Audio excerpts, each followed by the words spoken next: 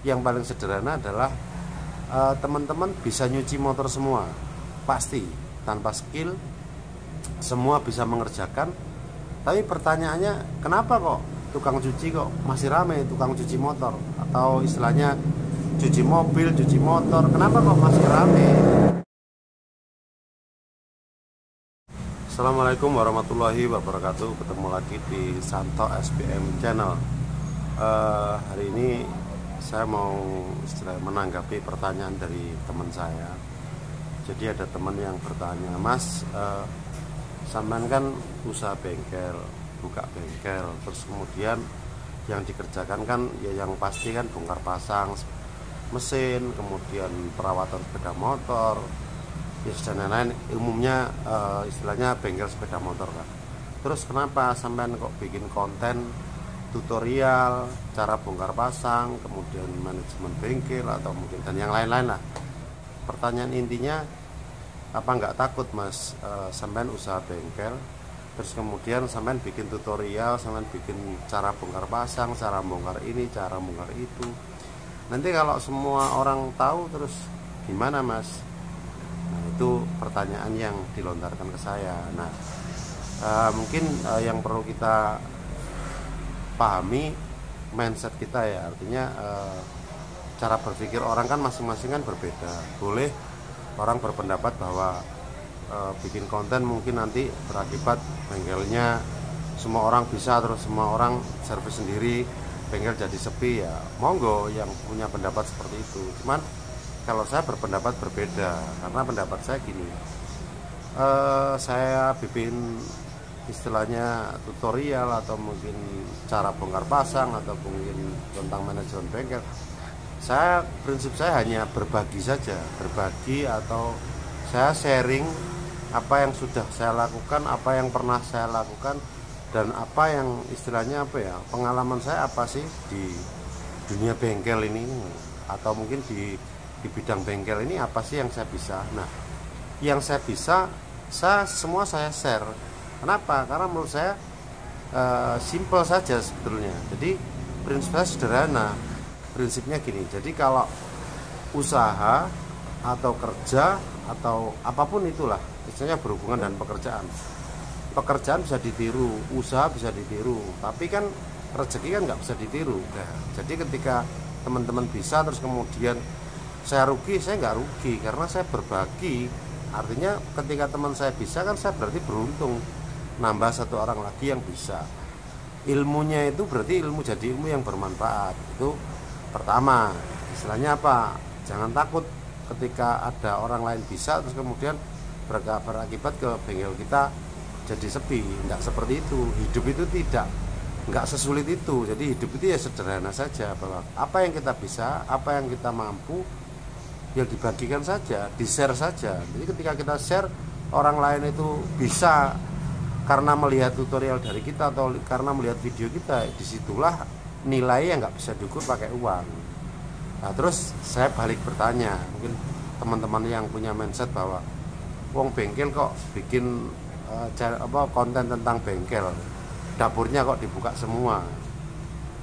Sederhana, teman-teman ngerti bahwa di lapangan itu yang paling sederhana adalah teman-teman bisa nyuci motor semua, pasti tanpa skill, semua bisa mengerjakan. Tapi pertanyaannya, kenapa kok tukang cuci kok masih ramai, tukang cuci motor atau istilahnya cuci mobil, cuci motor, kenapa kok masih ramai? Itu pertama. Jadi bengkel, kalau bengkel kan relatif butuh skill lah.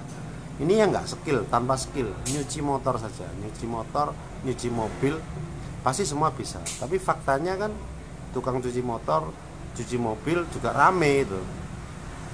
Itu yang istilahnya berkaitan dengan barang yang istilahnya barang pelengkap lah, artinya kendaraan. Terus kemudian yang paling sederhana lagi, teman-teman semua bisa nyuci, bahkan ibu-ibu juga semua nyuci baju, setrika bisa. Tapi kenyataannya laundry kok masih rame. Nah, kenapa kok teman-teman juga istilahnya sering mencucikan baju, celana atau pakaian ke laundry, padahal itu nggak butuh skill dan semua bisa. Artinya apa? Ya segmen pasarnya kan beda-beda. Ada orang yang bisa itu karena nggak ada waktu, akhirnya dia memberikan istilahnya pekerjaan itu ke orang lain, atau mungkin ngambil biro jasa lah. Artinya ketika orang nggak bisa nyuci motor tapi nggak ada waktu, akhirnya ya harus dicucikan ke tukang cuci motor, cuci mobil. Terus kemudian nyuci baju, setrika, karena nggak ada waktu. Terus kemudian ya juga ngambil istilahnya biro jasa atau jasa cuci lah atau laundry.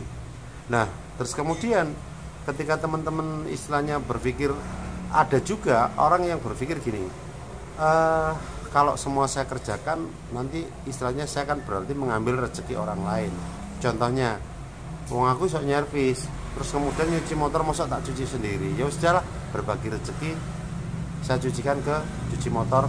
Nah sebaliknya sama, orang-orang yang istilahnya bisa itu ketika di kantor atau mungkin di pekerjaan, dia lihat tutorial mungkin bisa, tapi dia mungkin tidak punya toolnya atau kuncinya.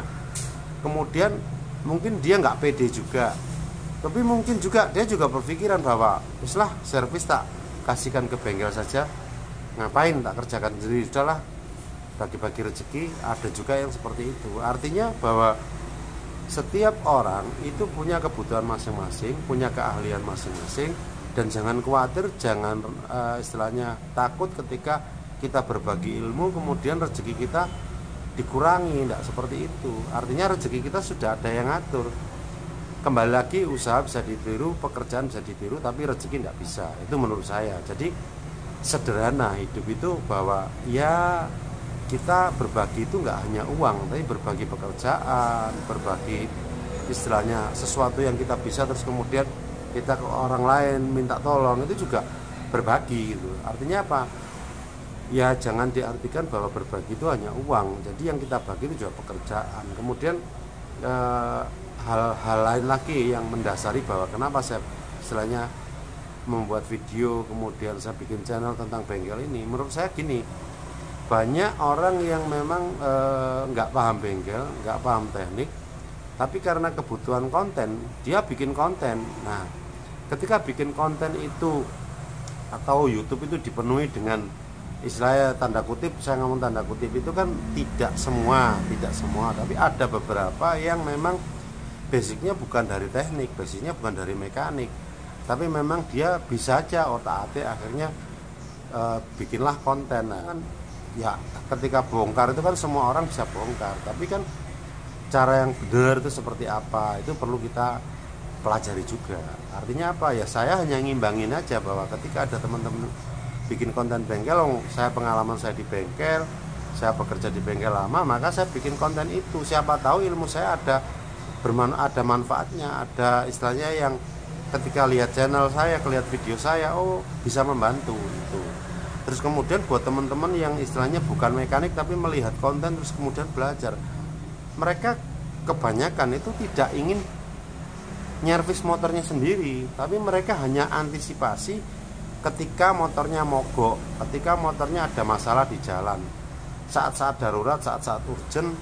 Nah karena istilahnya video itu bisa dilihat kapanpun, maka disitulah fungsi. Nah mereka akan melihat itu, dan ternyata di komen-komen itu kan banyak yang bukan mekanik, ketika motornya trouble di jalan terus bisa membetulkan dengan melihat video. Nah disitulah ilmu kita itu bermanfaat. Jadi buat teman-teman istilahnya jangan takut berbagi, jangan takut sharing pengalaman, sharing ilmu, bahwa ketika kita share ke orang lain terus kemudian ilmu kita berkurang, enggak juga. Jadi ilmu itu kalau kita mati ya nggak dibawa.